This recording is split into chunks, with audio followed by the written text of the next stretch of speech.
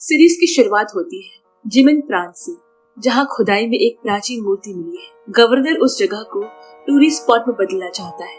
अब police governor के साथ उस जगह पहुंच रही है। तभी एक आदमी ने आकर गवर्नर को एक गुड़िया दिखाकर कहा, ये गुड़िया वो उसी टूरिस्ट स्पॉट में जाकर बेचेगा, यानी कि उस जगह से कितने ही लोगों को आमदनी के रास्ते खुल जाए। इसके बाद गवर्नर के पास एक साधु आया जिसने उसे उस जगह पर टूरिस्ट स्पॉट बनाने से मना किया, मगर गवर्नर ने उस साधु की बात को अनसुना कर दिया और पुलिस के साथ वहां जा पहुंचे। वहां पहुंचने पर उन्हें एक विशाल बुद्ध की मूर्ति दिखाई दी। गवर्नर को लगा कि उसके हाथ कोई बड़ी कीमती चीज लग गई है। मूर्ति की आंखों पर पट्टी बंधी हुई है जिस पर कुछ लिखा है। पुलिस वालों ने खुदाई कर्मचारी से मूर्ति की आंखों पर बंधी पट्टी हटाने को कहा।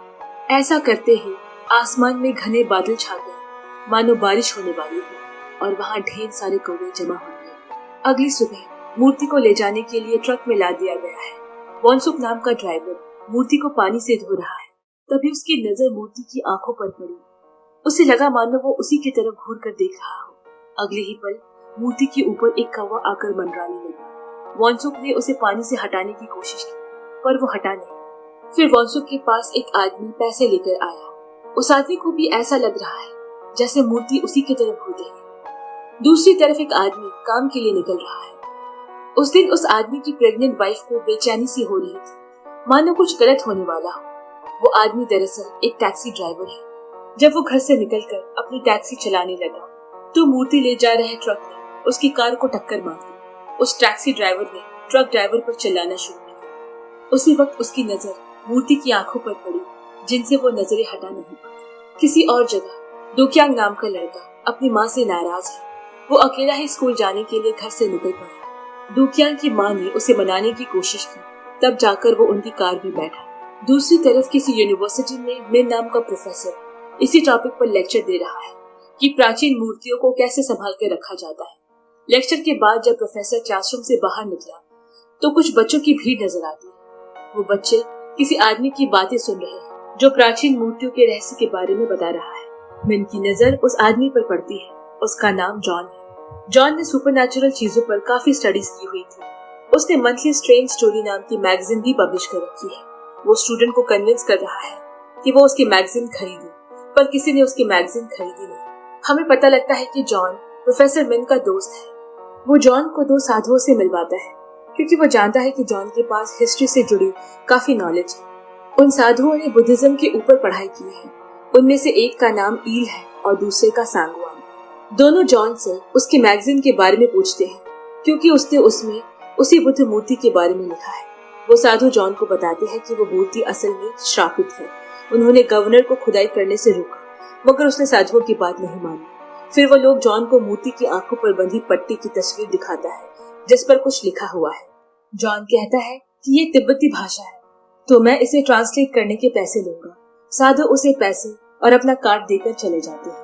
मिन और जॉन की बातों से हमें पता लगता है कि जॉन की अपनी एक्स वाइफ के साथ एक बच्चा भी था, मगर साल भर पहले उसकी मौत हो गई। मिन इस बात के लिए जॉन को सांत्वना देता है। जॉन की एक्स वाइफ सुजिन एक आर्कियोलॉजिस्ट है जो अपने बच्चे की मौत के बाद अब अकेले ही जिमिन प्रांत के किसी गांव में रहने लगी है। जॉन के जाने से पहले मिन ने उसे एक चीज दी और कहा, ये तुम्हें सुरक्षित रखेगा। मगर जॉन उसकी बातों को हंसी में उड़ाते हुए कहता है, मैं तो पहले ही मर चुका।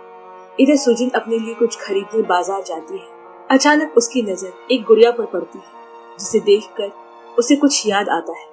कहीं दूसरी जगह एक औरत अपने खेतों में काम कर रही है। उसका नाम ग्रैंडमदर होमी है। जब उसने सर उठाकर आसमान में छाए बादल को देखा तो उसे कुछ अजीब सा महसूस होता है। सुजिन को भी घर लौटते हुए उन काले बादलों को देखकर अजीब लगा, क्योंकि वो एक आर्कियोलॉजिस्ट है। उसका काम है प्राचीन चीजों पर मिली लिखावट और चिन्हों का मतलब निकालना। वो अपने काम में बेहद माहिर है। यहाँ हमें सुजिन के घर में उसकी बेटी और उसके एक्स हस्बैंड जॉन के साथ लगी फैमिली फोटो नजर आती है। दूसरी तरफ जॉन मूर्ति की आंखों पर बंधी पट्टी में जो लिखा है उसे ट्रांसलेट करने में लगा हुआ है। उसे उन शब्दों के मायने निकालने में दिक्कत हो रही है क्योंकि कुछ शब्द बहुत ही जटिल है। वो अपनी एक्स वाइफ सुजिन की लिखी बुक निकालता है जो उसने अपनी फैमिली को डेडिकेट की थी। इसके बाद जॉन सुजिन को मेल करके उसकी मदद मांगता है। सुजिन जॉन का मेल पढ़ते ही काम पर लग जाती है। अब ट्रक ड्राइवर वॉनसुक जिसने मूर्ति को अपने ट्रक से पहुंचाया है, अपनी ड्यूटी पूरी करके एक रेस्टोरेंट जाता है। रेस्टोरेंट पहुंचकर उसे अपनी आंखों में कुछ अजीब सा महसूस होने लगा।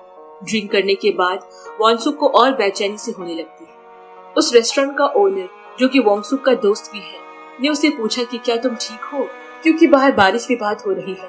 तो उसे वॉन्गसुक की फिक्र है। वॉन्गसुक कहता है कि मैं ठीक हूँ और उठकर वॉशरूम चला जाता है। वो अपनी आंखों पर पानी की छींटे मारता है, पर उसे कोई फर्क नहीं पड़ता। तभी वॉशरूम में एक आदमी आता है और वो वॉन्गसुक से कहता है, मैं तुम्हारा बाप हूँ। वो उससे पैसे मांगने लगा। वॉन्गसुक उसे मना करके वॉशरूम से बाहर आ जाता है। बाहर आकर वॉन्गसुक की आंखों का रंग बदल जाता है। वो आदमी वॉन्गसुक की तरफ आगे बढ़ने लगा। उसकी शक्ल धीरे धीरे किसी मॉन्स्टर में बदलने लगी। वॉन्गसुक दारू की बोतल उठाता है और अपने बाप के सर पर मारकर कहता है, मुझसे और मेरी माँ से दूर रहो। रेस्टोरेंट में मौजूद लोग वॉन्गसुक और उस आदमी को छुड़ाते हैं। फिर हमें पता लगता है कि जिसे वॉन्गसुक ने मारा वो उसका बाप नहीं, बल्कि उसका वही दोस्त है जो इस रेस्टोरेंट का ओनर है। इस तरफ दुक्यांग की माँ साइकी अपने नाराज बेटे को खिलाने की कोशिश करती है। हम उसकी कलाई पर एक लंबा सा निशान देखते हैं। दरअसल वो जिमिन प्रांत में चीफ पुलिस की पोस्ट पर है। फिर साइकी दुक्यांग को डांट लगाती है क्योंकि उसकी स्कूल से काफी ज्यादा कंप्लेंट आने लगी है। वो उससे कहती है कि अगर ऐसा ही चलता रहा तो उसे उसका फोन छीन लेगी। दुक्यांग फिर से नाराज होकर वहाँ से चला जाता है। इसके बाद साइकिया को पुलिस स्टेशन से कॉल आता है। वो तुरंत वहाँ के लिए निकल जाती है। तेज बारिश को देखकर उसके मन में ख्याल आता है कि आजकल मौसम कुछ ज्यादा ही अजीब रहने लगा है।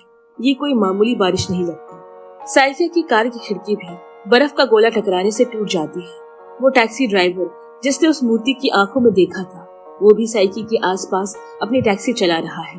वॉन्गसुक की तरह उसकी आंखों का रंग भी बदल जाता है और वो चीखते हुए कहता है, मैं सबको मार डालूंगा। उसकी टैक्सी साइकिया की कार से टकराते टकराते बचती है। जब साइकिया पुलिस स्टेशन पहुंची तो उसने अपनी कार के बॉनेट पर काले रंग के बर्फ का गोला दिखा, जिस पर कोई डरावनी सी शक्ल नजर आ रही है। पुलिस स्टेशन में उसने वॉन्गसुक को देखा, जिसे वो पहले से जानती है। साइकी को उसे देखकर हैरानी हुई क्योंकि वॉन्गसुक एक अच्छा आदमी है। हवलदारों ने उसे बताया कि वॉन्गसुक ने किसी रेस्टोरेंट के ओनर पर अटैक कर दिया था। साइकी ने वॉन्गसुक के पास जाकर उससे बातचीत करने की कोशिश की, मगर वो जोर जोर से चिल्लाने लगा।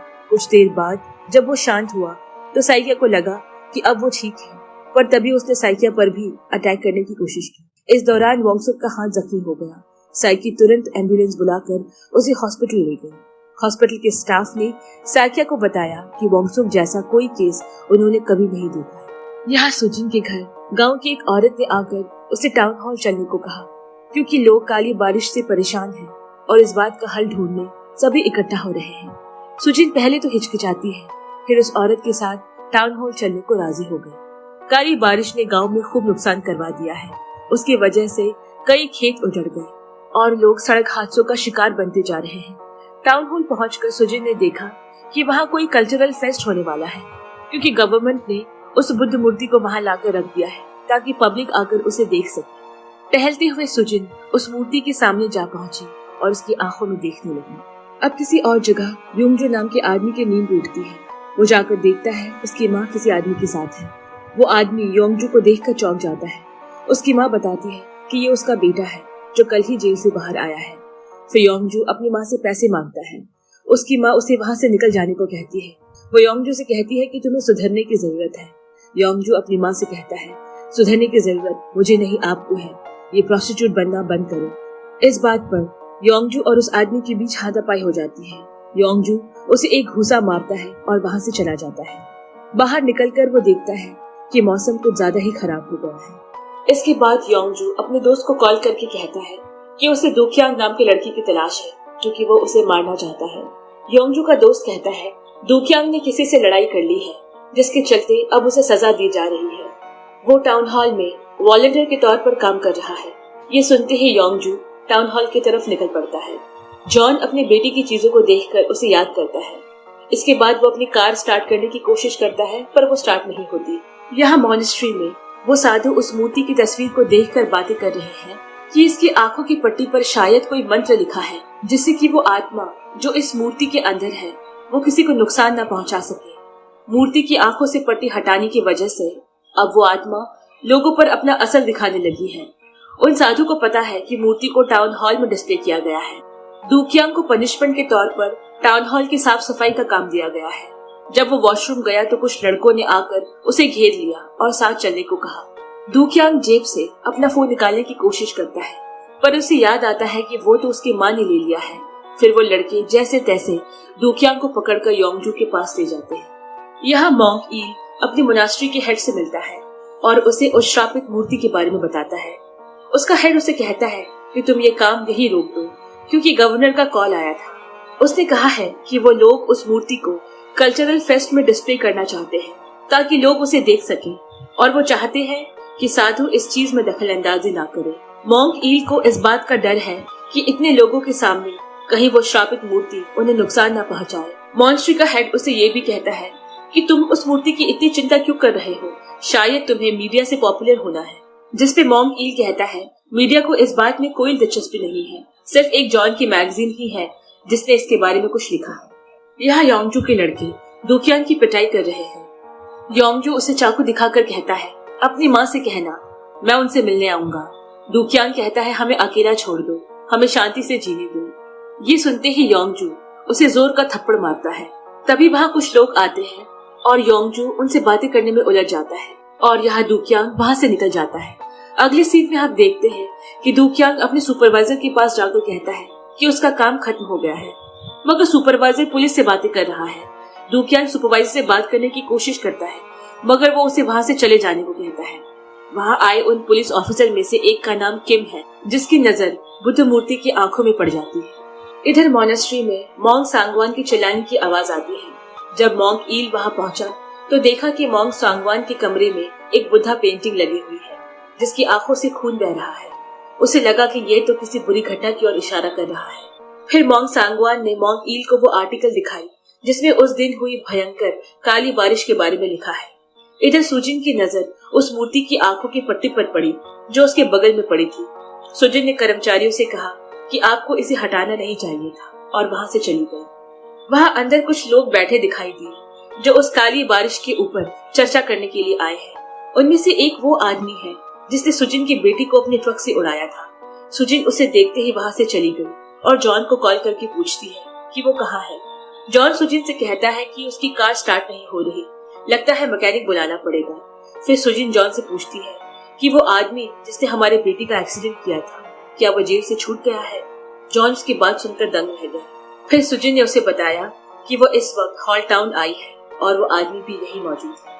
इसके बाद वो अचानक कॉल काट देती है और चुप हो जाती है। जॉन उसे वापस कॉल करने की कोशिश करता है पर वो कॉल नहीं उठाती, क्योंकि उसे लगा कि मानो वॉशरूम में कोई उसे ढूंढ रहा हो, कोई उसकी जान के पीछे पड़ा हो। कुछ देर बाद वो हिम्मत करके बाहर निकली तो उसे बाहर कोई नजर नहीं आता। कार में बैठे बैठे जॉन काली बारिश के बारे में आर्टिकल पढ़ रहा है। उस आर्टिकल में लिखा है कि उस काली बारिश में कुछ जानलेवा केमिकल मौजूद हो सकते हैं, पर गवर्नमेंट ने अब तक इस बारे में कोई खुलासा नहीं किया है। अब सुजिन फिर से हॉल में आ जाती है। वो अब भी डरी हुई है क्योंकि उसकी बेटी का कातिल वहीं घूम रहा है। रिसर्चर्स ने बताया कि उन्हें अब तक काली बारिश के पीछे का कारण नहीं मिला। तभी गवर्नर वहाँ आ जाता है और सबसे झूठ बोलता है कि उसकी टीम ने इस पर रिसर्च की है। इसमें डरने वाली कोई बात नहीं, उसे लोगों की बिल्कुल परवाह नहीं है। वो बस चाहता है कि जिमिन प्रांत एक टूरिस्ट स्पॉट बन जाए और पूरी दुनिया से लोग वहाँ आने लगे। इधर योंगू और उसके साथियों को बाहर से अलार्म की आवाज सुनाई देने लगी। उन्होंने बाहर निकलकर देखा तो चारों तरफ अजीब सा कोहरा जमा हुआ है। फिर उन्हें एक ज़ॉम्बी जैसा लड़का नजर आया जो छत से कूदने की कोशिश कर रहा है। यहाँ टाउन हॉल में गवर्नर अब भी लोगों के बीच उनसे बातें कर रहा है। तभी वहाँ ज़ॉम्बी जैसा आदमी आ पहुंचा। उसके हाथों में कुल्हाड़ी है और वो उससे लोगों पर अटैक करना शुरू करता है। इस अफरा तफरी के दौरान सुजिन की नजर फिर से अपनी बेटी की कातिल पर पड़ी। उस समय लोग बिल्कुल पागलों की तरह बर्ताव करने लगे, मानो सभी को एक साथ कोई दौरा पड़ गया हो। लोग एक दूसरे को पागलों की तरह मारने लगे। सुजिन को कुछ समझ नहीं आ रहा कि आखिर ये सब हो क्या रहा है। दरअसल उस मूर्ति का श्राप इन सभी को लगा है, जिससे उनकी ऐसी हालत हो गई है। उनकी आंखों का रंग सफेद हो गया है और वो अपना आपा खो बैठे हैं। वोंगसुक भी उस हादसे के बाद हॉस्पिटल में एडमिट है। डॉक्टर साइकी और वोंगसुक की माँ को बताता है कि वोंगसुक की कोई मेडिकल कंडीशन तो नहीं है, मगर उसके ब्रेन से भारी मात्रा में इलेक्ट्रिक सिग्नल डिटेक्ट किए गए हैं। ये कोई आम बात नहीं। इससे वोंगशु की याददाश्त भी जा सकती है। डॉक्टर कहता है कि उसने आज से पहले ऐसा केस कभी नहीं देखा। टाउन हॉल में सिचुएशन अभी भी कंट्रोल में नहीं आ रही। अब योंगजू और उसके साथी भी उसमें शामिल हो गए और लोगों को बेवजह मारने पीटने लगे। गवर्नर भी अपनी जान बचाकर एक कार के पीछे छिप गया।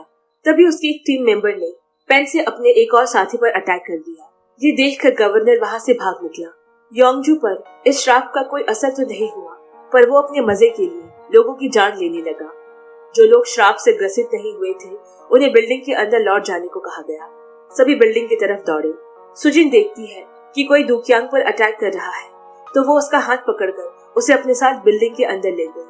बिल्डिंग के अंदर जाते ही उन लोगों ने दरवाजा बंद करने की कोशिश की। तभी एक ज़ॉम्बी औरत आकर अंदर घुसने की कोशिश करने लगी। योंगजू बड़ी बेरहमी से उसे घसीटता हुआ ले गया और मार डालता है। हालांकि लोग योंगजू का ये रूप देखकर डर रहे हैं, मगर फिर भी वो उसे बिल्डिंग के अंदर आने देते हैं। गवर्नर योंगजू से उन सब की जान बचाने के लिए थैंक यू बोलता है, जबकि दुक्यांग सुजिन को थैंक यू बोलता है। फिर योंगजू सबसे कहता है कि बिल्डिंग के अंदर सभी दरवाजे बंद कर दो।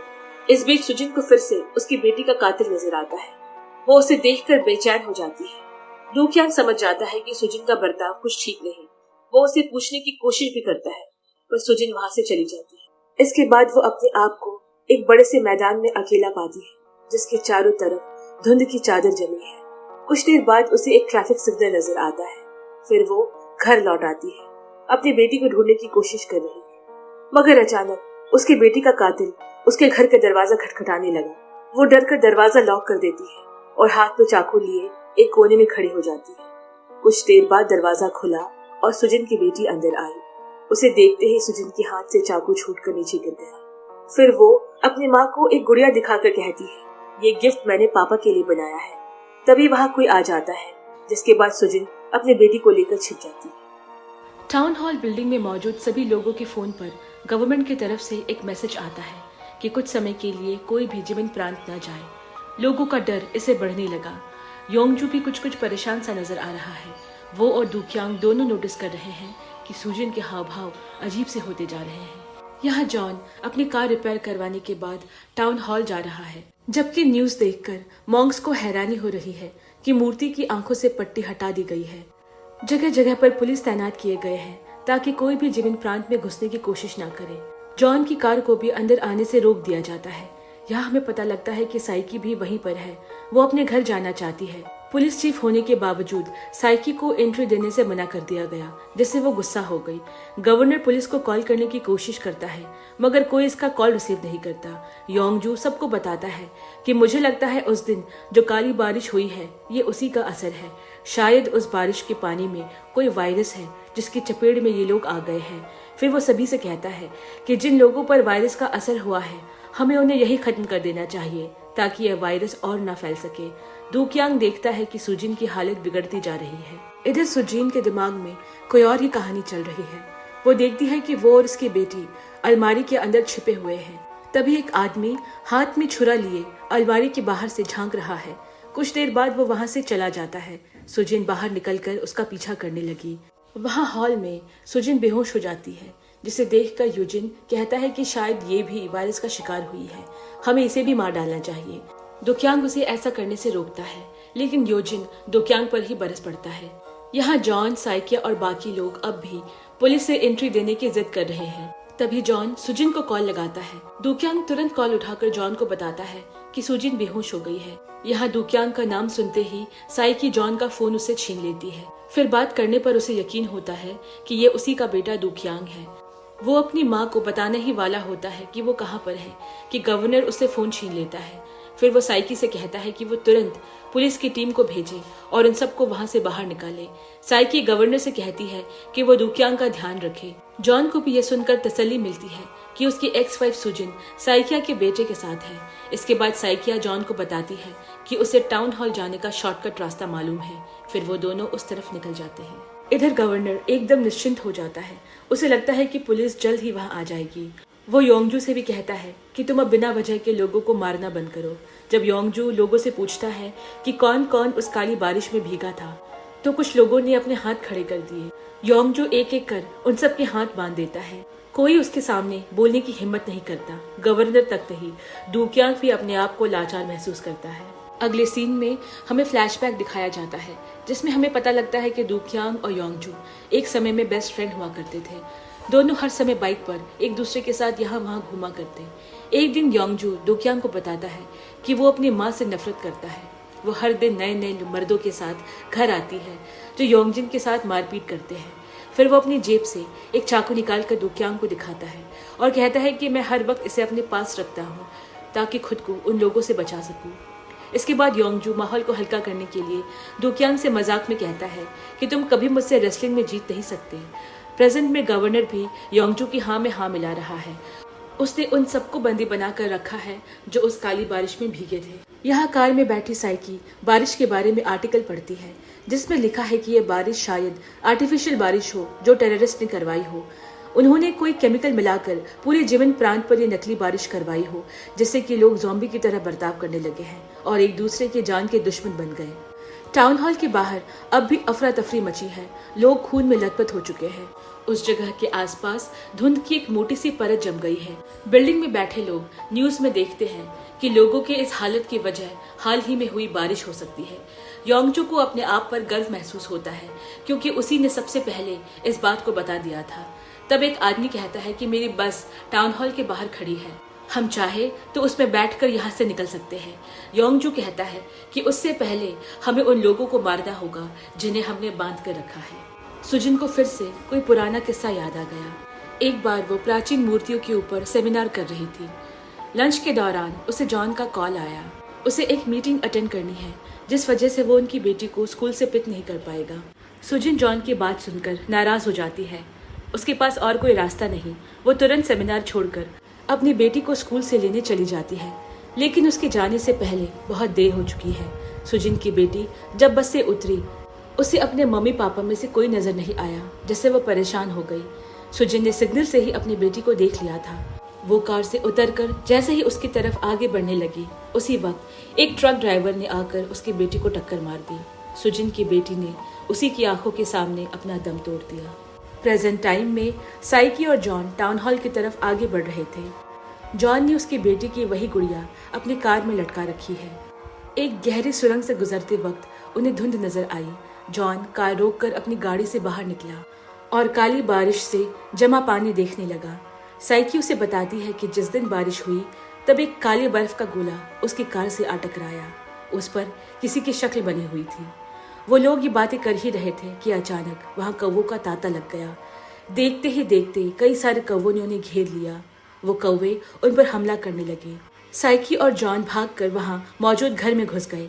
कौवे भी उनके पीछे पीछे वहां आ पहुंचे और उस जगह कई लोगों की लाशें पड़ी हुई है। इधर टाउन हॉल में एक ज़ॉम्बी औरत कांच पर अपना सर पटक कर अंदर घुसने की कोशिश कर रही है। सभी ने गवर्नर से दरख्वास्त की कि वो कुछ करे। गवर्नर उनसे कहता है कि हमें साइकिया का इंतजार करना चाहिए, वो पूरी पुलिस टीम को लेकर यहाँ आती होगी। ये बात सुन योंगजू हंसते हुए कहता है, वो तो अब यहाँ आने से रही, शायद वो खुद अब तक मर चुकी होगी। इस तरफ जॉन ने टेबल पर शक्कर डाला और उस पर कुछ सिंबल्स बनाए। फिर वो और साइकी उस टेबल के नीचे छिप गए। उस सिंबल के कारण उन कौवों ने उन पर अटैक करना बंद कर दिया। वो दरअसल एक मंत्र है जो उस एविल स्पिरिट को उन पर अटैक करने से रोक रहा है। जॉन साइकिया को बताता है कि उस दिन जो काली बारिश हुई है उससे हमें कोई खतरा नहीं, वो दरअसल भगवान की तरफ से एक इशारा है। इसके बाद जॉन मॉन्क ईल को कॉल करके उसे मूर्ति के बारे में पूछता है। मॉन्क कहता है कि ये सब उस मूर्ति की वजह से ही हो रहा है जो टाउन हॉल में मौजूद है। जॉन कहता है कि मैं जल्द ही टाउन हॉल पहुंचने वाला हूँ। वो उसे पूरे मंत्र को ट्रांसलेट करके बताए जो उस मूर्ति की आंखों पर बंधी पट्टी पर लिखा है। मॉन्क जॉन को आगाह करते हुए कहता है कि वो उस मूर्ति की आंखों की तरफ बिल्कुल न देखे। टाउन हॉल में सुजिन की हालत और बिगड़ती जा रही है। वो अभी तक उस दिन के बारे में सोच रही है जब उसकी बेटी का एक्सीडेंट हुआ है। एक्सीडेंट के बाद सुजिन ने पुलिस स्टेशन जाकर उनसे रोते बिलखते हुए कहा कि उसकी बेटी को वापस जिंदा करते। तभी अचानक एक ट्रक कांच तोड़कर वहां घुस गया और उसका ड्राइवर सुजिन की बेटी को अपने साथ ले गया। प्रेजेंट में सुजिन के हाथ में बंधी रस्सी ढीली हो जाती है। मॉनेस्ट्री में मौजूद सभी बातें कर रहे हैं कि सालों पहले एक दुष्ट आदमी अपने आप को साधु कहता था, मगर उसकी हरकतें बेहद ही शर्मनाक थी। जब लोगों ने उसका पर्दाफाश किया तो उसे सुनाई गई। गई। मरने के बाद उस पापी साधु की आत्मा भटकने लगी और उस बुद्ध मूर्ति के अंदर घुस गई। उस दिन से जो भी उस मूर्ति की आंखों में देखता है वो उस आत्मा के असर में अपनी इंसानियत भूल बैठता है। यहाँ साइकी और जॉन तय करते हैं कि वो टेबल के नीचे से निकलकर भागकर कार में जाकर बैठ जाएंगे, क्योंकि उन्हें टाउन हॉल जाने में देरी हो रही है। जॉन ने बाहर से थोड़ी मिट्टी ली और अपने कार के बोनेट पर डालकर फिर से वही सिंबल बनाया। दोनों जैसे तैसे उन कौवों से अपनी जान छुड़ाकर कार में बैठ गए। कार पर लिखे मंत्र की वजह से कौवों ने कार पर अटैक करना बंद कर दिया। ये देखकर दोनों की जान में जान आई और अब वो दोनों एक दूसरे को अपना इंट्रोडक्शन देते हैं। कुछ देर बाद जॉन और साइकी को सड़क पर एक आदमी की लाश पड़ी मिली। साइकी उसे देखकर हैरान है क्योंकि वो उसी का एक साथी पुलिस ऑफिसर है। साइकी ने उसकी बॉडी को सड़क के किनारे लगाया, उसकी गन और हथकड़ी को अपने पास रख लिया और फिर कार में आ बैठी। जॉन साइकिया से कहता है कि ऐसे किसी भी जगह अनजान सड़क पर कार से बाहर मत निकला करो। टाउन हॉल में सभी लोग जमीन पर मरे पड़े थे, मानो सारा गांव उजड़ गया हो। बस कुछ गिने चुने लोग ही हैं जो जिंदा बचे थे। सुजिन ट्रक ड्राइवर के बारे में सोच रही है। उसे आज भी उसका चेहरा याद है। वो उससे नफरत करती है। वही है जो आकर उसकी बेटी को अपने साथ ले गया था। साइकी ने कांच का टुकड़ा उठाया और उस आदमी को मारने की कोशिश की। यूजिन के दोस्त ने देखा सुजिन की आंखों का रंग सफेद हो गया है। उसने सुजिन को कहा कि अपने जगह से मत हिलो। सुजिन को उसके दोस्त में भी वही ट्रक ड्राइवर की शक्ल नजर आने लगी। उसने लकड़ी ली और उसके पेट में घुसा दी। सभी सुजिन का ये रूप देखकर डर गए। फिर सुजिन ने गवर्नर को मारने की कोशिश की। योंगजू ने उसे ऐसा करने से रोका। फिर सुजिन योंगजू की तरफ मुड़ गई। दुक्यांग ने उसे काबू में किया। फिर वह दुक्यांग की जान के पीछे पड़ गई। तभी योंगजू ने कुर्सी उठाकर सुजिन को मारकर अधमरा कर दिया। लाचार हालत में पड़ी सुजिन ने उन लोगों से कहा कि मुझे मार डालो। योंगजू उसे मारने को तैयार भी हो गया, पर दुक्यांग ने उसे रोक लिया। योंगजू को इस बात से हमेशा चिढ़ है कि दुक्यांग हमेशा उसे कुछ भी करने से रोक देता है। उसने उन लोगों को भरोसा दिलाया कि दुक्यांग भी वायरस का शिकार हो चुका है और झूठ बोलकर उसके हाथ बंधवा दिए। जॉन और साइकिया को सारे रास्ते बस डेड बॉडी से नजर आती है। साइकिया को अचानक उसके साथी पुलिस ऑफिसर किम की कार नजर आई। उसने जॉन से कार रोकने को कहा, मगर साइकिया जैसे ही किम के पास पहुंची उसने मुड़कर उसी पर बंदूक तान दी। साइकिया ने उससे दो दो हाथ किए। ये देखकर जॉन ने आकर साइकिया की जान बचाई और उसे अपने साथ ले गया। कार में मुड़कर जब साइकिया ने पीछे देखा तो किम ने उसी बंदूक से खुद की जान ले ली।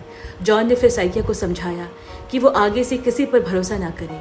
इसके बाद वो उसे बताता है कि ये सब उस मूर्ति की वजह से हो रहा है। जो भी उस मूर्ति की आंखों में देखता है उसकी बुद्धि चटक जाती है और उसे अपनी जिंदगी के सबसे खराब बातें याद आने लगती है।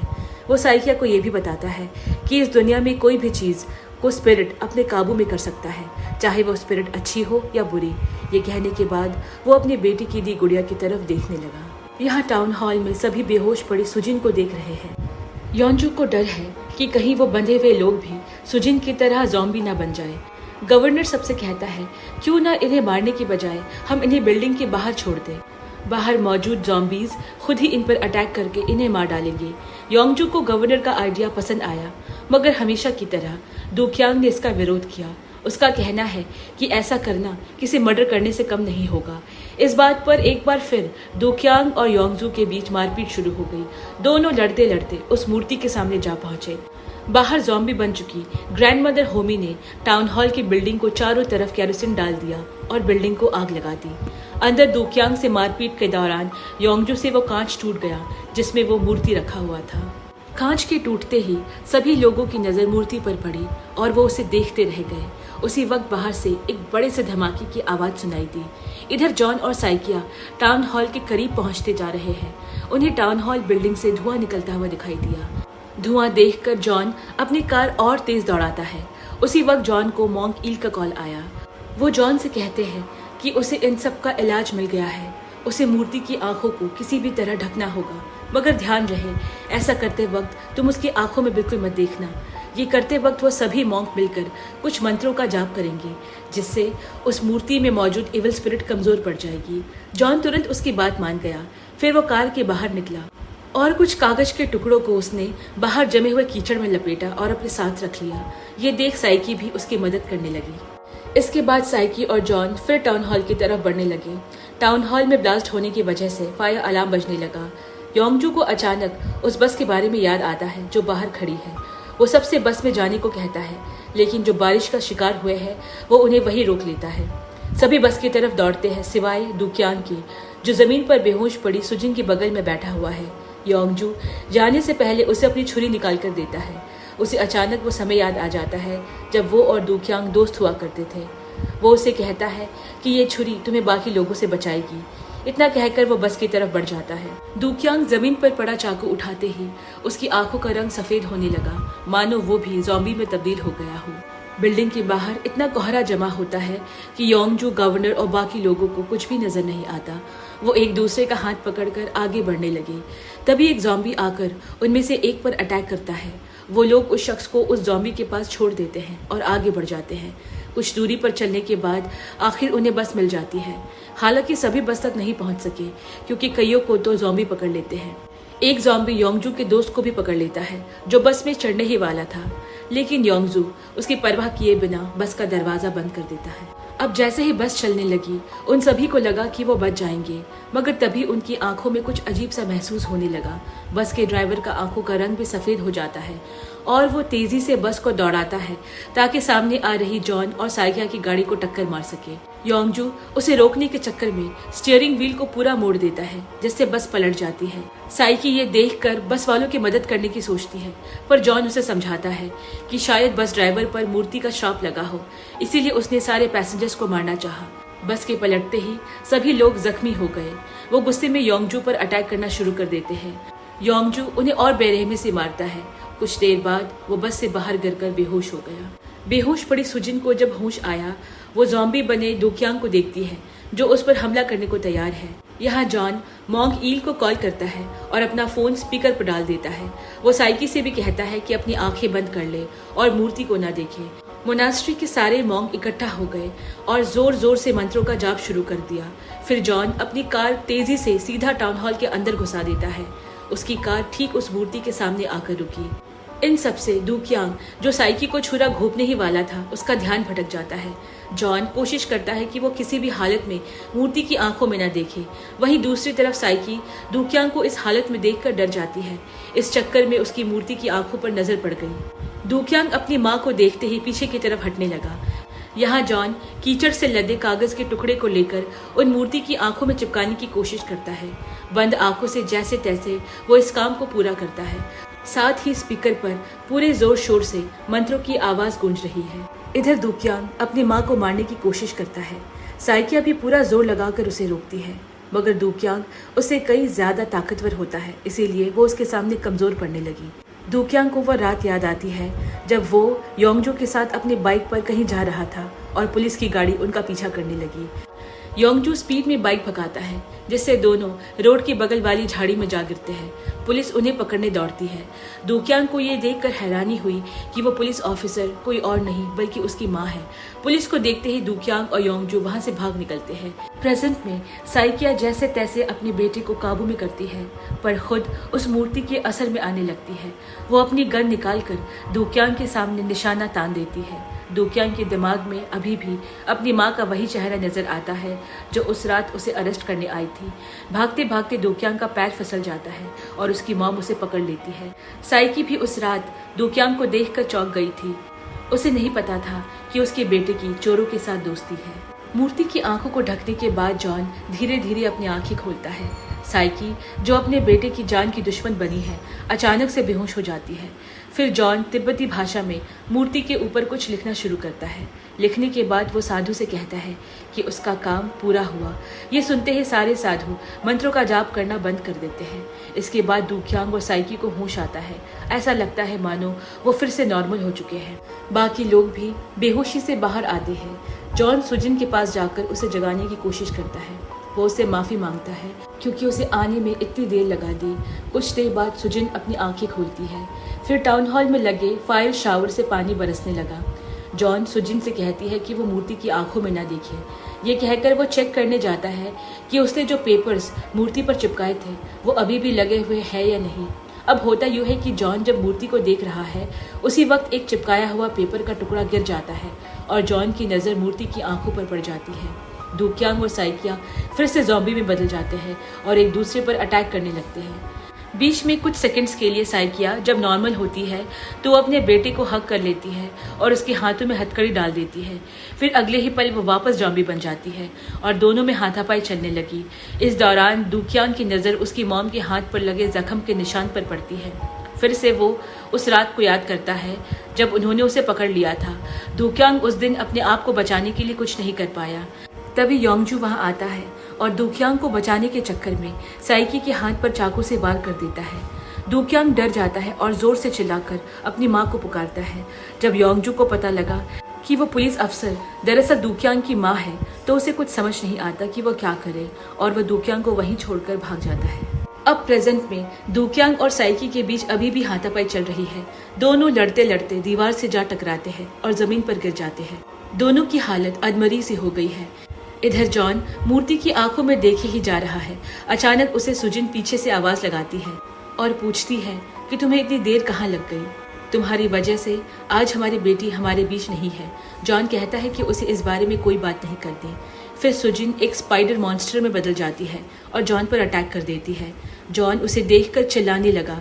यहाँ फोन अभी भी स्पीकर में होने की वजह से जब मॉन्क ईल को जॉन की आवाज़ सुनाई दी तो उसे उसकी फिक्र होने लगी। वो जॉन को आवाज़ लगाता है पर कोई जवाब नहीं आता। मॉन्क ईल को शक होता है कि शायद जॉन ने भी मूर्ति की आंखों में देख लिया है। सुजिन बंद आंखों से रेंगते हुए जॉन की तरफ बढ़ती है जो जमीन पर बेहोश पड़ा है। सुजिन को रोता सुन मॉन्क ईल उसे पूछता है कि आखिर वहाँ क्या हो रहा है। सुजिन उसे कहती है कि आपने जो हमें काम सौंपा था हम उस पर नाकाम रहे। फिर मॉन्क ईल उसे शांत करवाते हैं और मूर्ति की आंखों को फिर से ढकने को कहते हैं। दूसरी तरफ सारे साधु एक बार फिर मंत्रों का जाप करना शुरू करते हैं। सुजिन पहले तो एक कपड़ा अपनी आंखों में बांध देती है और फिर मूर्ति की आंखें ढकने की कोशिश करती है। इधर जॉन याद करता है कि जब वो ऑफिस से अपने घर वापस आया था तब उसकी बेटी ने उसे एक सरप्राइज गिफ्ट दिया था। अचानक जॉन रोने लगता है। यह मूर्ति की आंखें बांधने के बाद सुजिन अपने आंखों पर लगी पट्टी खोलती है। उसी वक्त उसे जॉन की कार में लटक रही वही गुड़िया दिखाई देती है जो उसकी बेटी ने उसे उस दिन गिफ्ट किया था। फिर सुजिन कागज पर सही मंत्र लिखती है जो उस दिन जॉन ने उसे ट्रांसलेट करवाने के लिए भेजा था। तभी जॉन पीछे से आकर सुजिन पर हमला कर देता है। अपनी बेटी के एक्सीडेंट के बाद सुजिन और जॉन के रिश्तों में दरार आ गई थी और वह दोनों एक दूसरे से अलग होने का फैसला लेते हैं। सुजिन ने जॉन को अपनी बेटी की मौत का जिम्मेदार ठहराया था। अब प्रेजेंट में जॉन सुजिन को मारने की कोशिश कर रहा है। वहीं सुजिन उसे होश में लाने की पूरी कोशिश करती है। कुछ देर के लिए जब जॉन नॉर्मल होता है तो वो अपने आप को मारने की कोशिश करता है पर सुजिन उसे रोक लेती है। उसी वक्त वहां खड़ी जॉन की कार से वो गुड़िया नीचे गिरी और उसमें से उनकी बेटी की रिकॉर्डेड आवाज बाहर आई। जॉन ने उस गुड़िया को पकड़ने की कोशिश की मगर उसे बचाने के चक्कर में जॉन से वो मूर्ति हिल गई और वह मूर्ति जाकर जोर से जमीन पर गिरकर चकनाचूर हो गई। मूर्ति के टूटते ही जॉन वापस अपने होश में आ गया। दूसरे कमरे में दुक्यांग और साइकी भी बेहोशी से बाहर आ गए। दुक्यांग अपनी माँ के गले लगकर खूब रोया। अब आसमान से काले बादल धीरे धीरे छटने लगे और हर तरफ रोशनी छा गई। सुजिन और जॉन ने चैन की सांस ली क्योंकि वो आखिरकार अपने मकसद में कामयाब हो गए। जॉन ने सुजिन से कहा, मैंने हमारी बेटी की आवाज़ सुनी। सुजिन भी कहती है कि मैंने भी उसकी आवाज़ सुनी। अचानक उन दोनों को वो वक्त याद आ जाता है जब सब कुछ ठीक था और वो अपनी बेटी का बर्थडे सेलिब्रेट कर रहे थे। जॉन और सुजिन एक दूसरे के गले लगकर खूब रोए। कुछ समय बीत जाता है। मॉन्क ईल और मॉन्क सांगवान उस श्रापित मूर्ति के बारे में बातें कर रहे हैं। हमें यहाँ पता लगता है कि उस मूर्ति के टुकड़ों को लेबोरेटरी में रखा गया है। हमें ये भी पता लगता है कि उस दिन सुजिन और जॉन की बेटी की वो गुड़िया उन्हें कभी नहीं मिली। मॉन्क सांगवान को शक है कि उस गुड़िया में शायद उसकी आत्मा है क्योंकि सिर्फ बुरी शक्तियाँ ही नहीं, अच्छी शक्तियाँ भी किसी चीज़ को अपना घर बना सकती है। इसके बाद वो दोनों जॉन और सुजिन के यूट्यूब चैनल को देखने लगे। जॉन और सुजिन वापस एक हो गए और उन्होंने तिब्बत जाकर अपना एक यूट्यूब चैनल खोल लिया है जिस पर वो लोगों को सुपर नेचुरल चीज़ों के बारे में बताते हैं। 1 साल बाद हम देखते हैं जॉन और सुजिन किसी खुले मैदान में जा पहुंचे। कार से निकलकर वो कुछ दूर चलने के बाद एक गार्डन में दाखिल हुए। वहाँ जमीन पर गड़ी कोई चीज़ बाहर निकालते हैं। वो कोई प्राचीन से दिखने वाली चीज़ है जिस पर कुछ लिखा हुआ है। और इसी के साथ ये वेब सीरीज यहीं खत्म होती है। दोस्तों, वीडियो पसंद आए तो लाइक शेयर कमेंट ज़रूर करें और ऐसे ही आगे आने वाली वेब सीरीज़ के नोटिफिकेशन पाने के लिए हमारे चैनल को सब्सक्राइब करें। जल्द मिलते हैं, तब तक के लिए बाय बाय फ्रेंड्स।